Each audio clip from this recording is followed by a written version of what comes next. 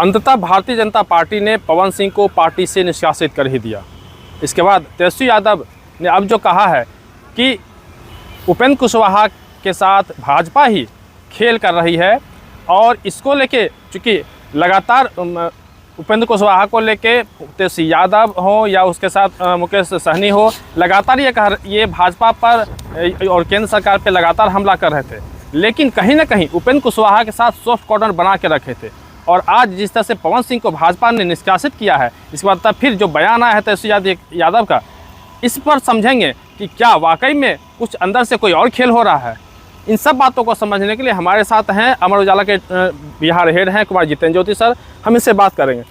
Sir, आज जिस तरह की घटना हुई है कि भाजपा ने पवन सिंह को पार्टी से निष्कासित कर दिया, तो क्या कहेंगे इसको, क्या लगता है आपको? देखिए, ये अभी की मजबूरी थी।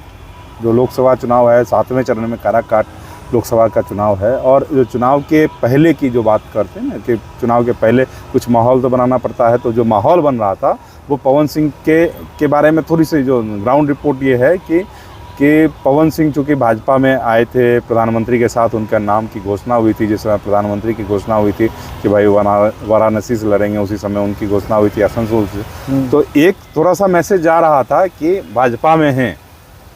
अब वो अपने से मैसेज कर रहे थे या उनके लोग कर रहे थे या जो भी हो, लेकिन ये मैसेज था कि वो भाजपा में हैं, भाजपा के हैं, भाजपा के लिए हैं। तो ये मैसेज था। इस मैसेज को तोड़ने की एक औपचारिक घोषणा ही आज हुई है। इससे जब ये घोषणा हुई, इसके कुछ ही देर बाद हमारे पास जो मैंने देखा कि जो उपेंद्र कुशवाहा हैं उन्होंने बधाई दी, उनको धन्यवाद एक तरह से दिया भाजपा को। तो इसका मतलब कहीं न कहीं है, ठीक है, तेजस्वी यादव और ये जो आपके मुकेश सहनी है वो बार बार कह रहे थे कि उपेंद्र कुशवाहा के साथ खेला हो गया। भाजपा ने क्या गेम किया, क्या नहीं किया, वो तो भाजपा अपनी 40 में से कोई सीट हारना तो नहीं चाहेगी। जहाँ तक उपेंद्र कुशवाहा की राजनीति का सवाल है, उपेंद्र कुशवाहा की राजनीति से भाजपा में अभी मतलब उपेंद्र कुशवाहा इतने बड़े नहीं हैं और एक सीट में वो क्या ही कर लेंगे वाली स्थिति है। तो ऐसा नहीं कि भाजपा उपेंद्र कुशवाहा को हराना चाह रही होगी, ऐसा मुझे कहीं से भी इस तरह की कोई, जिसको कहते हैं ना कि गणित समीकरण, ऐसा कुछ लग नहीं रहा है कि ऐसा कुछ होना चाहिए कि उपेंद्र कुशवाहा को हराने के लिए भाजपा इतना बड़ा चक्रव्यूह बनाएगी कि भाई वो उतारे भी और फिर पवन सिंह को वहाँ से उतार दे। पवन सिंह ने खुद अपने रिस्क से बचने के लिए अपनी माँ का भी नॉमिनेशन कराया था, फिर वापस भी कर लिया। हाँ, जब वो उनका हो गया कि भाई उनकी अपना नॉमिनेशन कंटिन्यू कर गया, तो उन्होंने अपनी माँ का नॉमिनेशन हटवा लिया था। अच्छा, एक चीज़ और बताइए, आज के समय में ये इसको किस रूप में लिया जाए कि किसी भी पार्टी के किसी भी सदस्य को, जैसे कि पप्पू यादव को कांग्रेस ने कहा, ये लगातार कह रहे थे कि कांग्रेस में हम हैं, वहाँ से प्रत्याशी भी ये खुद को निर्दलीय कर लिए। जब कांग्रेस से ये हो गया कि कांग्रेस इनको प्रत्याशी नहीं बना रही है, निर्दलीय भी खड़ा हो गए। इसके बाद कांग्रेस ने जब कहा कि नहीं, हम यहाँ तो सदस्य बने ही नहीं, तो उसी तरह से पवन सिंह को पहले वापस भाजपा में लेना, फिर हटाना, तेजस्वी का तंज कसना और इसके प्रति सॉफ्ट कॉर्नर रखना, इसको किस रूप में लेंगे? देखिए, पप्पू यादव की कहानी थोड़ी दूसरी थी। पप्पू यादव खड़े हुए, पहले से तय था कि वो पूर्णिया से लड़ेंगे, मतलब उनमें कोई कन्फ्यूजन नहीं था, क्योंकि वो वहाँ के सबसे मजबूत प्रत्याशी निश्चित रूप से हैं।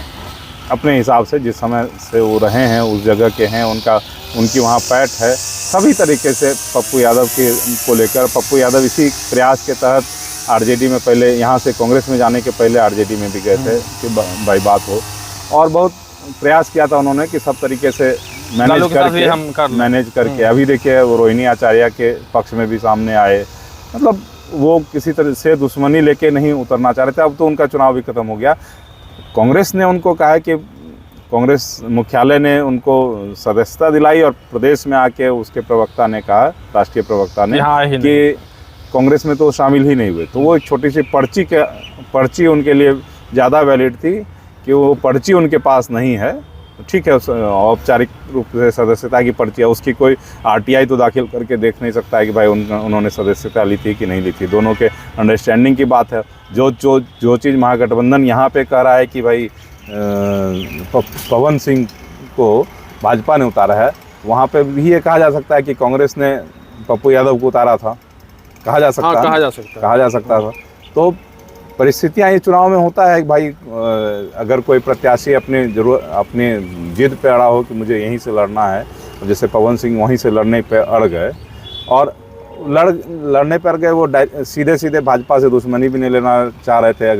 अगर ऐसा तैयार होते तो आर के सिंह के खिलाफ आरा में लड़ते या फिर बक्सर जाके लड़ते, लेकिन आरा बक्सर छोड़ के वो काराकाट गए।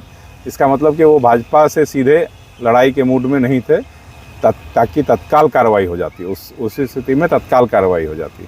अभी जो कार्रवाई हुई है, क्या लगता है कि वाकई में कार्रवाई हुई है, या फिर जिस तरह से आलोचना लगातार हो रही थी, तेजस्वी यादव कर रहे थे या मुकेश सहनी कर रहे थे, इसको लेके अभी तत्काल भाजपा ने ऐसा किया? देखिए, मैंने 2000 के से लेके और 2024 तक में जितने चुनाव देखे हैं, उसमें मैंने ये देखा है कि चुनाव के ठीक पहले ऐसा होता है, कार्रवाई भी होती है। 2020 में तो बहुत ज़्यादा कार्रवाइयाँ हुई थी। जब 2020 का चुनाव विधानसभा चुनाव था, उसमें ढेर सारा, मतलब चूँकि लोजपा वाले अगेंस्ट हो गए थे, तो लोजपा जो लोजपा से जाके मतलब भाजपा से जाके लोजपा के नाम पे टिकट पे चुनाव लड़ रहे थे, बहुत सारे, मतलब सूची थी कि आज इतने लोगों को हटाया गया, आज इतने लोगों को हटाया गया, हाँ आज इतने लोगों को हटाया गया, होता रहा था। लेकिन क्या हुआ उसके बाद? ये सिर्फ भाजपा में नहीं होता है, ये जो वॉशिंग पाउडर जिसको कह रहे हैं, या सभी दलों में, हाँ ये सभी दलों में है कि वो जिस समय चुनाव है उस समय कोई कहीं चला गया और उसके बाद उनकी घर वापसी हो जाती है। सुबह का भूला शाम को घर वापस, यही कह के वापस लौटते हैं कि घर वापसी हुई है। कई बार चुपके से हो जाता है, कोई बड़ा चेहरा होता है तो पता चलता है, नहीं तो छोटा चेहरा आप आराम से वापस आ जाता है। कोई अभी वाला में उनको पद से जो हटाया गया, मतलब मुझे नहीं लगता है कि बहुत बड़ी क्रांतिकारी, सिर्फ एक तरह से वो माहौल बनाया गया कि ठीक है आपके पक्ष में हम खड़े हैं, और मैसेजिंग भी ये जाए कि वो भाजपा की ओर से नहीं है। ये दोनों मैसेजिंग के लिए अभी के लिए फ़िलहाल ये काम कर दिया गया। अब इसका क्या असर पड़ता है, चूँकि 7वें चरण में चुनाव है 1 तारीख को, और अभी तकरीबन 5-6 दिन 7 दिन बच रहा है, मतलब तैयारी के हिसाब से प्रचार का। तो अब जो होगा, अब जो तैयारियां होंगी, जो प्रचार होगा, वो निश्चित रूप से एक तरफा होगा कि भाई पवन सिंह को एक किनारे मान लिया जाएगा। लोग भी मानने लगेंगे कि पवन सिंह भाजपा से उनका कोई वास्ता नहीं। जी, बीच में मनोज तिवारी भी कह रहे थे कि हम समझाने की कोशिश करेंगे। एक जगह उन्होंने कहा कि हाँ वो हमने पूरी तरह बात नहीं हो पाई। तो क्या बात नहीं हो पाई, या फिर वाकई में पर्दे के पीछे कुछ और है, पर्दे के बाहर कुछ और दिख रहा है? नहीं, अगर बात होने की बात है तो आसनसोल में शत्रुघ्न सिन्हा से बात कैसे हो गई? आसनसोल में शत्रुघ्न सिन्हा जबकि भाजपा के कैंडिडेट नहीं हैं, फिल्मी दुनिया में है, तो फिर मनोज तिवारी क्या छोटे तो नहीं हैं? रवि किशन छोटे नहीं हैं? पवन सिंह से सब इन लोग तो बड़े ही हैं निश्चित रूप से, सभी तरीके से, अनुभव में भी, फिल्मी अनुभव में भी, और राजनीतिक अनुभव में भी, उम्र में भी, सभी तरीके से, और सब भाजपा के अंदर हैं।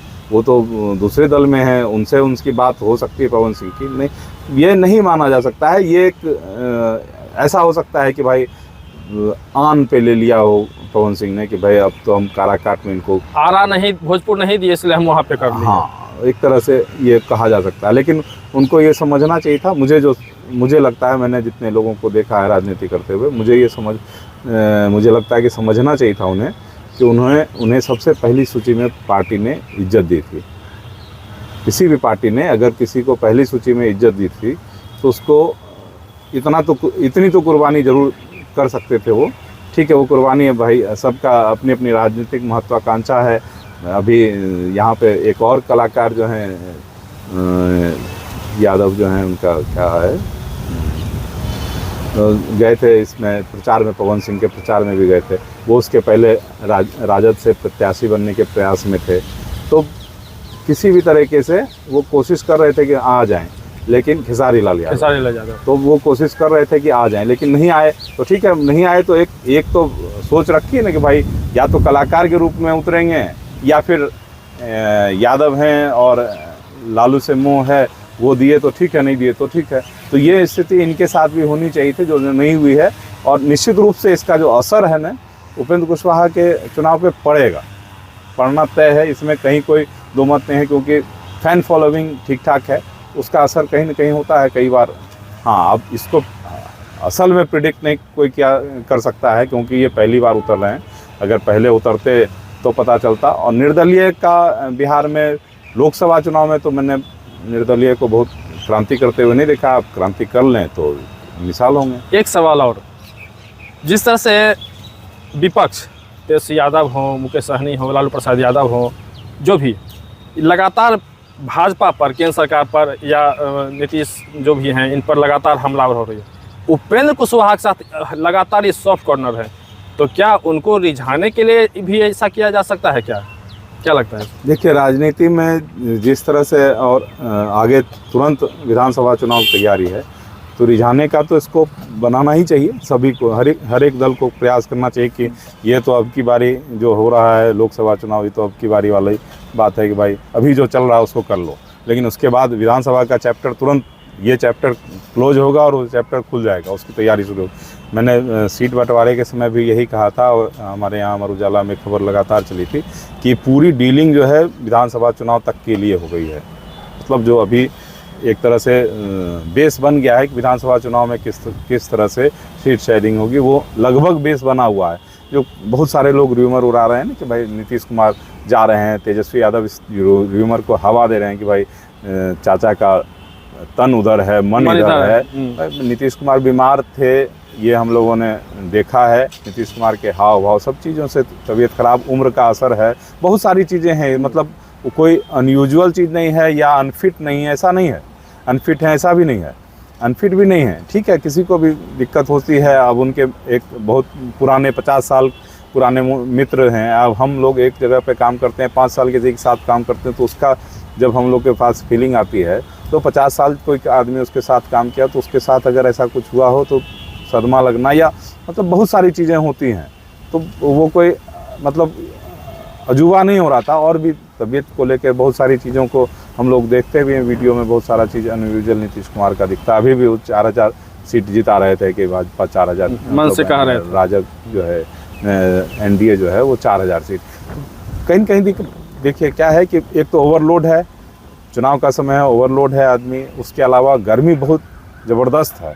आजकल थोड़ा मौसम थोड़ा सा सामान्य होने का प्रयास कर रहा है, लेकिन वैसे जो है गर्मी प्रचंड है। और इसमें जब तेजस्वी यादव या जो युवा हैं, जो जिनको आप युवा कहते हैं, वो शाम में आते हैं, अगर आप एयरपोर्ट पे जाइए उनसे बात करने के लिए शाम में आते हैं, तो उनको लगता है कि पूरी बैटरी जो है इनकी डाउन हो गई। तो बैटरी डाउन होने वाले समय में एक उम्र के हिसाब से प्रधानमंत्री नरेंद्र मोदी हों या नीतीश कुमार हमारे मुख्यमंत्री हों, सभी लोग एक उम्र पे हैं, और इन लोगों का निश्चित रूप से थोड़ा सा स्ट्रेंथ जो है कम होगा। चलिए, वो ऊर्जावान है, करते हैं, वो एक अलग चीज़ है।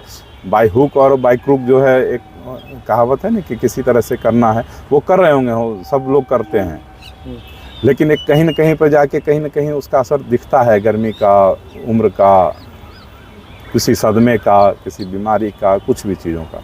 तो इसलिए इसको नहीं माना जा सकता है कि भाई इसमें कोई बहुत बड़ी क्रांति है। तो कुल मिला के कहा जा सकता है कि जो बयानबाजी हो रही है पार्टी से पवन सिंह को निष्कासित करना, तो इसके लिए अब इंतज़ार करना पड़ेगा रिजल्ट का। निश्चित रूप से पवन सिंह क्या करिश्मा कर पाते हैं। देखिए, करिश्मा अगर करके जीत के आ जाएंगे, अगर जीत के आ जाते हैं तो भी भाजपा में आ जाएंगे। कोई उनके पास और कोई विकल्प मुझे नहीं लगता है। मुझे जो दिखाई दे रहा है कि वो कोई कहीं और चले जाएं, ऐसा। वो आए थे, भले लालू प्रसाद यादव से भी मिलने गए थे, लेकिन मुझे जो दिख रहा है, जो कुछ होता है ना, बैकग्राउंड से पता चलता है कि क्या कर सकता है आदमी बहुत सारे लोगों का, तो वो मुझे नहीं लग रहा है अगर वो जीत जाते हैं तो। लेकिन अगर उपेंद्र कुशवाहा, वहाँ का गणित क्या कहता है कि कौन? नहीं, देखिए, गणित जो निर्वाचन आयोग का निर्देश है उसमें कोई गणित बताना कहना उचित नहीं है, अवैधानिक है, जिसको कहते हैं अवैधानिक है कि गलत है। गणित मैं इतना ही कह सकता हूँ कि जब दो मजबूत दल लड़ रहे हों और उसमें एक तीसरा कोई ऐसा हो जो किसी एक दल को प्रभावित करने वाला हो, मतलब पवन सिंह किसी खास दल को ज़्यादा प्रभावित कर रहे हैं, तो उसके वोटर को प्रभावित करेंगे। उनका वो यादव वोटरों को प्रभावित नहीं करेंगे, वो कम्युनिस्ट वोटरों को प्रभावित नहीं करेंगे, जो महागठबंधन का अपना है, मुसलमान वोटरों को प्रभावित नहीं करेंगे। तो मतलब भाजपा का वोट तो वो काटेंगे। युवा का तो खींचेंगे। हाँ, भाजपा का वोट काटेंगे, मतलब एनडीए का वोट काटेंगे। उपेंद्र कुशवाहा को थोड़ी सी परेशानी तो निश्चित दिख रही होगी, लेकिन ये जो आज जो पत्र जारी हुआ है, इसको प्रचारित करके उस परेशानी को परेशानी के मार्जिन को कम करने का अवसर है कि इन कुछ दिनों में वो परेशानी को कम कर सकते हैं, ताकि विपक्ष भाजपा पे हमला नहीं करे तत्काल कुछ दिन के लिए। हाँ, मतलब अगर पवन सिंह के खिलाफ माहौल, पवन सिंह को हटा दिया गया है, इस बात को ठीक से प्रचारित किया जाएगा तो वोटर कम से कम ये समझेगा कि पवन सिंह भाजपा में नहीं है। ठीक। कुल मिला के कहें तो जिस तरह से बयानबाजी हो रही है और जिस तरह से भाजपा ने आज पवन सिंह पे लिखित में जिस तरह से कार्रवाई करते हुए दिखी है, कुल मिला के इसका रिजल्ट, इसका जो परिणाम है वो चुनावी परिणाम के बाद ही स्पष्ट हो पाएगा कि इसका क्या मतलब था। फिलहाल पटना से अमर उजाला के लिए कृष्ण बल्लभ नारायण। एग्जिट पोल 2024 1 जून शाम 6 बजे से, लोकसभा चुनाव के नतीजे 4 जून सुबह 7 बजे से। देखिए चुनाव नतीजों से जुड़ी हर खबर सबसे पहले, सबसे सटीक, केवल अमर उजाला पर, amarujala.com।